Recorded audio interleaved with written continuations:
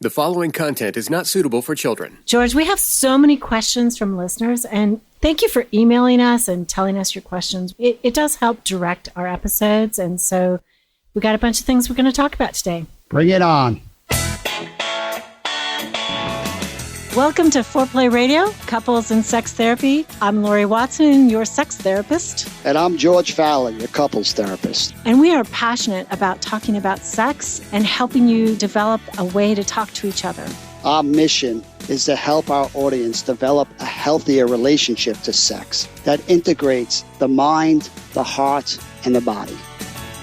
We got a bunch of things. Can you have orgasms with masturbation only? What about the hookup culture? What about painful sex? And what do you do if your partner has herpes or if you have herpes? So we're going to talk about all kinds of interesting things. Well, and I really do want to highlight, this is how we get better at what we do. I mean, I know when I teach and people ask questions and I'm not ready for those questions, it's how I kind of have to stretch myself. So when we get these questions from our listeners, it's really a gift to us. So thank you for that. Keep them coming. It really helps us think. Like when we don't have the answers to something, you know you're onto something, right, Laurie? Exactly. But we'll do our best. Yeah. Okay, so this person says that when I was younger, I was able to orgasm through intercourse, but as I've aged, the only way I seem to be able to orgasm is through masturbation alone. My partner is willing to do whatever. Oral sex doesn't work. Vibration is too much. Direct manual stimulation on my clitoris, same problem. Ouch. Am I doomed to experience orgasm by myself for the rest of my life? Help. Ooh, ouch. Ouch. Never a good thing when you're trying to have sex, right? Oh, ouch is not fun. There might be some people who enjoy the ouch, but that's another episode. Okay. Go with it, Laurie. Come on. Okay, so how are we going to help this person? You know, I think one of the things psychologically as our bodies age, things change. And flexibility, we definitely need it in sex in order to ensure a good sexual experience for the rest of our lives because our bodies are getting different. She's indicating that something has changed. First of all, what I think is it's possible that her tissue is different, right? In menopause, women get drier. Their tissue gets thinner, so they get more sensitive. So I would first ask her, have you tried estrogen cream, and talk to your doctor about this, obviously, because it's a prescription, but that will make your tissue hardier. So I would just, I want to just pick that off right there and just say, go back to the doc and tell them about this. But second of all, what do you think they could try, George? Well, I'd want to know can she masturbate with her husband, right? Is it just saying, can she have an orgasm that way? Or is it something about being alone and the control and the no pressure? So I'd get more curious about when the orgasm works. I think actually what she meant, and I might have written this down wrong, but I think what she meant is she can have an orgasm with him, but only through her own touch. So, I mean, gosh, what about being on top and touching yourself? Then you're kind of together at the same time, and maybe he gets turned on watching you touch yourself, and it feels right because it's gentle enough. Make sure you use a lubricant. Uberlube, uberlube.com with the coupon foreplay. That'll be good. I have had several girlfriends tell me they're using it, and it's the greatest. So, again, nice. Got to pitch our sponsor. Well, it sounds like she's missing that orgasm during intercourse. Yes. Right? And she's open but frustrated that nothing is really working.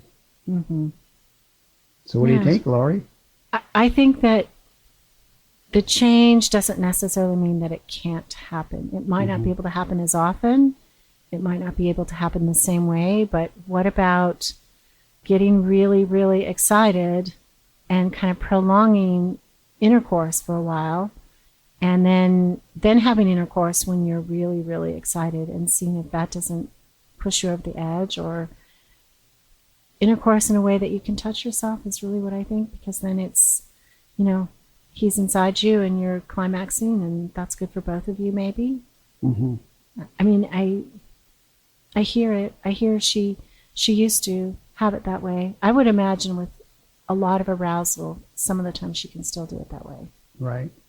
And for me, it's just trying to figure out what is working about masturbating herself? Is it she's just that sensitive, that expert at her own touch, right? That, a lot of men, and her husband's probably clueless and clumsy and he wants to, but he doesn't know how. Is it worth investing the time to kind of help him and show him what happens? Or? Yes. Yes. Of course. It is. It's a lot of people. It's just easy to do yourself, and But right. I mean, and maybe he was good at it before, and he isn't good now. I mean, maybe he isn't clumsy, but it's changed, and so he needs new instruction. It's like, what about? I mean, a lot of times the clitoris does get really sensitive as you age. It really is kind of a tissue change issue. So.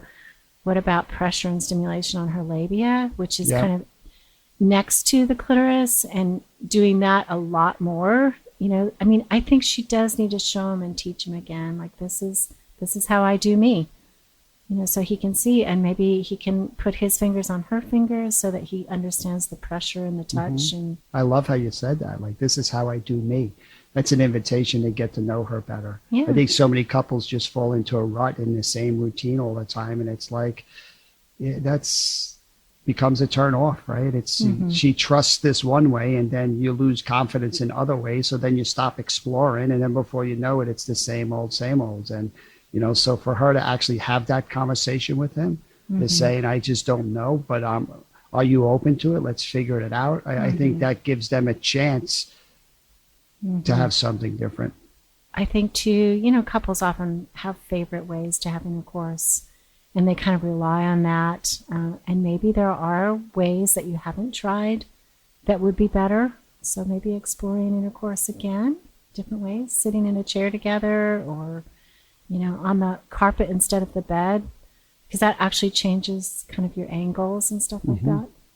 I have another couple who they're in the same position, the same way.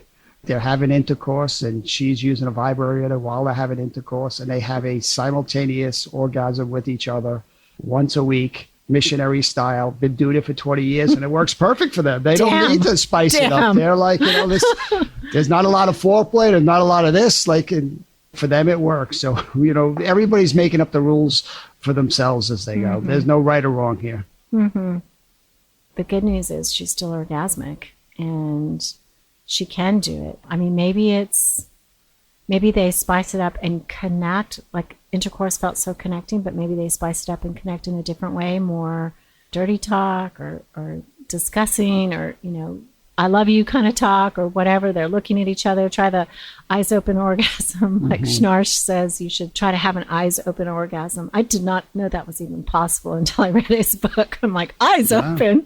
Don't your eyes just shut? Anyway, I mean, there might be ways that she can experience what she experienced physically in some smaller portion. Emotionally, she might be able to experience that union.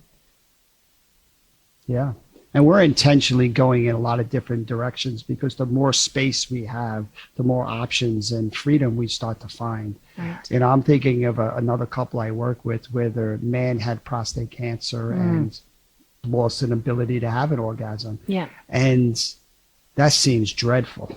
And yet this guy found he loves having sex with his wife, even though he can't have an orgasm. He's found a freedom in that and a way of letting go of the pressure of just the orgasm being everything. That is really inspiring to think about. You still can enjoy sex, not having an orgasm, take some of the pressure off that orgasm. Yeah, and you need to do a little consult with me, because I can tell him how to have an orgasm.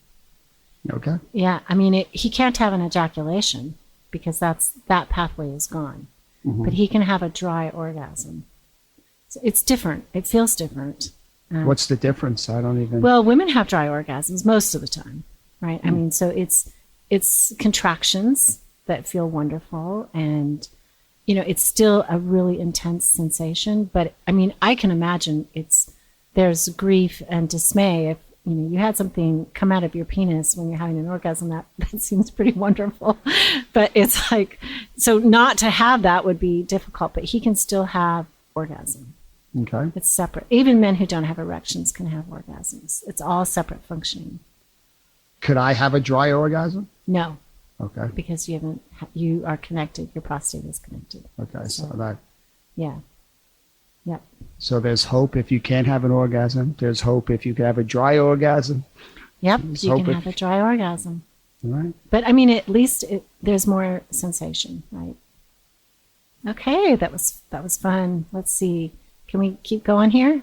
We got 1 minute. We got so many questions, George. That's what she said. What is going on here, Laurie? Okay, let me just read the question and then we'll come back and answer it after break. Okay. Laurie said she doesn't understand hookup culture. It showed. You see, casual sex for any gender isn't just for validation from being desired or the ego boost from scoring a high-value hot partner, climax, or a temporary reprieve from one's loneliness. It's an adventure. It's a reprieve from the everyday. It's a chance to be someone you aren't everywhere else and to discover yourself. And then she talks about casual sex can be a mini vacation from your life. What's missing from your assessment of the change from the beginning of a relationship to the middle is that women get bored faster than men. When I say I want romance, they frequently mean I want to be in a situation that's safe but a little unpredictable and therefore exciting. I want you to use your imagination to make sexual contact be an adventure like it was when we were getting close for the first time. Without understanding the need for variety and adventure, it's impossible to understand what happens in long-term heterosexual relationships or lesbian relationships. By the way, George, we have a lot of queer people who follow us now, so we got to, make sure that we say hello and that we're glad you're with us. Absolutely. Okay, let's come back. What a great question. Thank you for that. That's great question. There's so many parts to it. I'm sure we'll take all day awesome. to answer it. Thank you. Okay, May 20th is our couples retreat. Yeehaw! So great sex, great love. You can find it on our website on foreplayradiosextherapy.com. And we just invite you as a couple to come and join us on May 20th. It's Friday. It's all day. We talk all about sex. We talk about everything. And we do it in a way that's safe and not embarrassing. But if you come, you will have conversations you've never had before. Yes. So May 20th, again, great sex, great love. Please join us. Come on. Speaking with certified sex therapist Laurie Watson from Awakening Center for Couples and Intimacy. Laurie, what is an intensive? So an intensive is 12 to 14 hours of therapy all in one weekend. And it's a way to really make fast progress on an issue that you've been stuck in. Maybe it's a sexual issue or a relationship issue. People will fly in maybe on a Friday and we'll do 3 hours usually, get them acclimated, kind of set a direction. And then on Saturday, we usually do 4 or 5 hours and Sunday morning 4 or 5 hours as well. Compared to weekly therapy, I mean, there's just so much more you can get done when you have a chunk of time. How do people know if an intensive will help them? I do an initial hour interview to make sure that the candidate is suited for that kind of deep, long work. And also to make sure that I'm the right person. And for the record, if you don't choose to come in and see me, then you don't have to pay for that hour. Overcome the challenges in your relationship and your sex life. Learn more about intensives and Awakening Center's other services at awakenloveandsex.com. Laurie, I really love that feedback, especially when our listeners push back and disagree and kind of challenge us to see things a little bit differently. And I think a lot of the times, we just give what we're seeing in that moment, our perspective, and there are multiple perspectives, and it's really healthy to hear that. So, thank you for writing that in. And I think she's right. I think for some people, it's more than just an insecurity or that it can be an adventure, right? It can be a part of almost like an erotic movie, right? You're part of something. You're trying to find parts of yourself out through this encounter, that there can be something really alive in that she's really trying to put words to. What do you think? Yeah. I mean, I think what she's describing is probably more of a sexual pursuer. Somebody who does really value adventure and variety and kind of this desire to explore themselves and goes for that. I think what I was describing in the last one that we talked about, the hookup culture, when we were describing hookup culture, I was curious why women do it when they don't normally have orgasms, and then the man might not call the next day, and if her motive is, I really, really, really am doing this because it feels so great to be desired, and then she's not desired the next day and she didn't have an orgasm. But that was my case. I think this is another type of person entering a hookup. And I think she does have something that she's also saying about monogamous relationships in terms of what women want. I don't know. I don't see that women are getting bored. I see that women like routine better. And the reason they like routine is they just don't feel as confident about their body's ability to reach orgasm or to have pleasure. Like, I don't know, they get kind of stuck in a rut. This is the way I do it. This is the way I get there. And so this is what I hear. And I could be totally wrong, but many of them seem to gravitate toward more of a set pattern, whereas men who, can usually orgasm easily in many different ways, they like variety and they feel confident about their body's ability to respond. Yeah, again, I appreciate the perspective that if it's a sexual female withdrawer who's not enjoying an orgasm and it's doing it for more of these emotional reasons, that might not actually work out so well for them. To gain approval, perhaps. Right. Yeah. But this more sexual pursuer who's writing in saying, like, I'm seeking this for my own freedom and my own differentiation. Like, there's something liberating about that could make the process. It sounds like she's going to have multiple orgasms as she's hooking up, right? So that's a different experience. Yeah, I mean, I'm not doubtful that this woman's having orgasms when she's hooking up. I mean, just the way she talks about it, the way she writes, you can feel her agency about the experience, her sense of, I can represent myself. I mean, even the way she articulates it, that perhaps what she's heard from her married friends, I want to be in a situation that's safe but a little unpredictable. Right. That's exciting. It's like she's coining something that I do think that piece right there is somewhat true. That's why women who are in a rut, maybe it's like, I really want to be seduced. I want that energy coming for me, because that feels somewhat unpredictable, but it's with their partner, so they're still safe. I mean, what do you think about that? I always fall back to the attachment styles, right? If you're doing it from a secure place, then the encounter probably is going to deepen your understanding yourself, and it's healthy and it's great. But if it's more motivated, I know a lot of men who are promiscuous are coming from more of an avoidance attachment style where they don't want to get close. It's more just a physical release, and there's a lot of distance in the sexual encounter. And sure, it might be fun, but it also that the more that happens, the harder it is for them to take risks emotionally and to open up their hearts and to be more in a kind of committed relationship. So, what is it feeding? Are these hookups making you more secure, so when you find the right person you can open up, or is it making you more defended? So I guess I would look to the results of the actions, almost like pornography. Are you watching it and it's making you more engaged with your partner, or is it causing you to become more distant and cut off from your partner? What's the results of the hookups? I like that. That's an interesting measuring tool. Does it give you what you want? I mean, what I'm hearing from her right here is what she wants is not security. It's hot sex. And she's not necessarily going into it looking for that. And she's also describing herself at this point. I've actually corresponded with her. Thank you. You were very interesting. I really appreciated many of your emails. But really interesting person. And also somebody who kind of lived outside the American culture, which is somewhat repressive of women sexually. That women need to be more subservient and submissive. I think that's American culture that puts that on women, and she was living outside of that culture, so she felt more freedom to describe to her partners what she wanted and to kind of go for it sexually. I'm glad to hear stories of that. of freedom and people becoming more sexually healthy and comfortable with that. And I think we also have to cover, there are a lot of people who are having hookups and it's not actually helping them. It's actually kind of making them feel worse about themselves. Right. And we want to kind of give them some space to just, measure the results afterwards. How your body feels. If you feel high and you feel great and you feel empowered, it probably worked for you.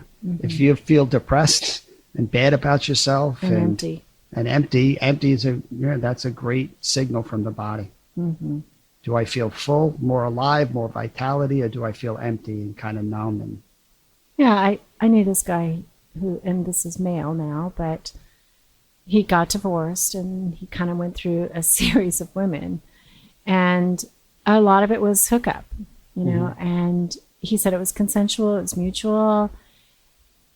One of the things he did observe was that the women felt upset afterwards. Like he's like, wait, we all knew what this was.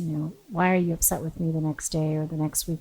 She's calling him like, you used me, all this stuff. Right. And he's like, I really don't get that.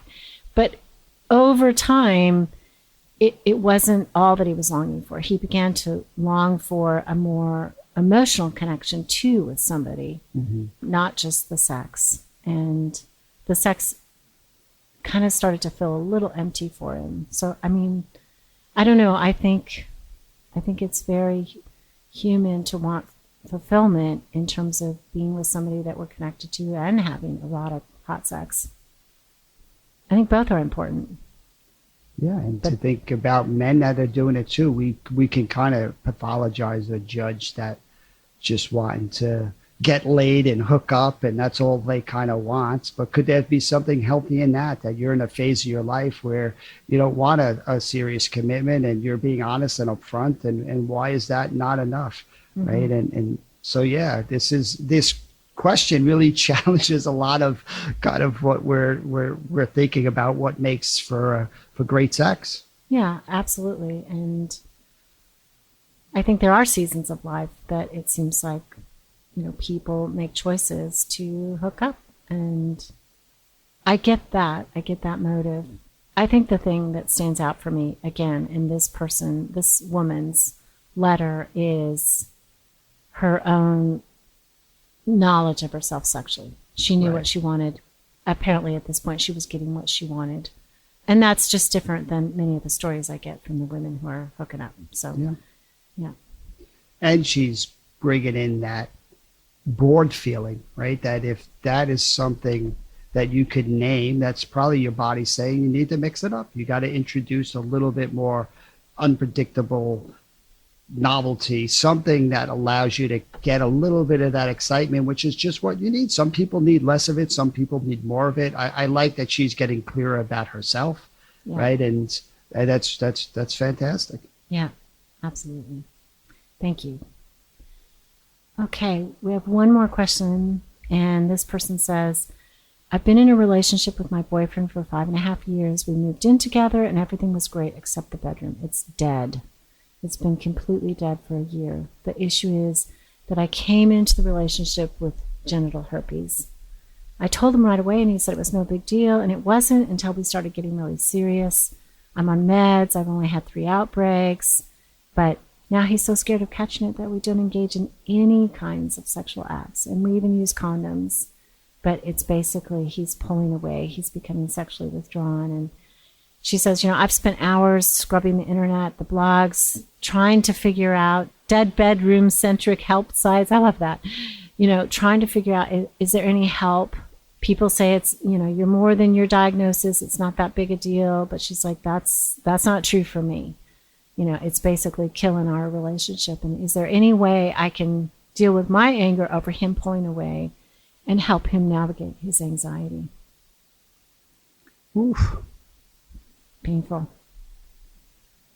Good thing I'm working with a sex therapist who's going to have some ideas here with herpes.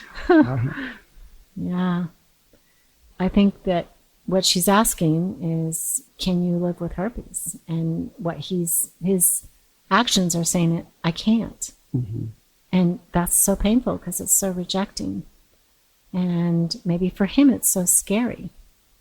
I don't want to go through that, but I mean, I do think it's both sides are understandable, right? Both sides have issues with it. What's missing is a conversation that is genuine between the two of them. You know, his actions keep saying one thing, even though his words are saying, I'm living with you, I want to go forward with you. And she's like, you don't want to go forward with me sexually. And that's, you know, that's important too. Once you introduce disgust into the mix, that's a real block, a real turnoff, right? So if there's disgust, if it really that stops the process. So how can he name that and they deal with it as a couple? Are there things that they can do that reduce that? Because if they don't, it's going to continue to be dead. Yeah, exactly. I mean, wow, that's so powerful when you said that. I'd never framed it that way, but you're right. It's like he's disgusted, he's rejecting, and also maybe fearful. You know, what would the fear be? I would catch herpes. I don't want this disease. You know, if I lost you in some way or another, then I would have to go out and tell somebody else that I had herpes, you know, who might feel just like I feel. I would be rejected forever. You know, it's like, it's kind of like, am I going to bet all my chips here? And it's feeling really risky to him. I mean, they need to have a deep conversation. Can we get them to EFT therapists who can do this? I don't think this is a sexual problem. This is, I mean, she's doing everything she can. She's only had 3 outbreaks. It's probably, you know, herpes 1. So.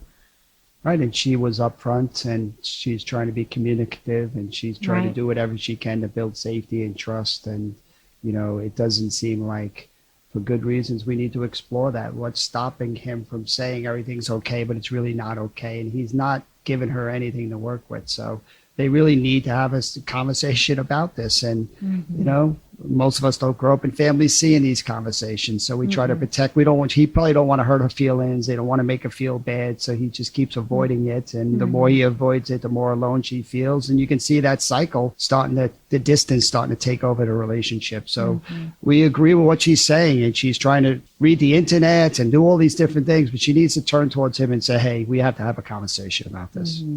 Right. And we have to have an honest conversation. And you're saying one thing, but you're doing another thing. And I think more than anything in the world, I see women listen to words and ignore actions. You know, like when the guy says, I'll call you, and he doesn't, and she's still waiting. You know, he said he'd call me. I'm like, it's been a week. Probably not, or it's been 2 weeks, you know, and he hasn't called. What does that tell you? He's not calling, you know, and she's just like, but he said he would. And I'm like, I know. And then maybe he does, right? Randomly at week 3, he does. And it's like she just can only hear the words that she wants to hear versus this, you know, seeing and observing the behavior that is telling her something. Like, you know, if people do what they want to do, if it's compelling, they make it happen. And we can do a show on the lack of follow-through, right? There's something going on that causes people to not have their actions aligned with their words, right? And to be able to kind of, there's a function to that will, you know, I hope her partner can explore with her. Good luck. Yeah, good luck. We wish you all well. Thank you for reaching out to us. I do try to get back to everybody. I know I miss some of you, and my email goes wonky sometimes, but thanks for listening to us. Keep it hot, all. Hey, don't forget to check out uberlube.com with the coupon Foreplay. It really helps us to support the podcast and keep delivering free content. Thanks so much. Laurie, really excited about the Success and Vulnerability Project. We are really pushing the leading edges of therapy and breaking down the process and in moments, session by session, choice points. Why does this work? What intervention are you using? If it works, what do you do next? I mean, this is the next level for therapists. If you want to up your game, you want to see real clinical examples, you want to break down the process, you want demonstrations, you want teaching. I mean, it's all there.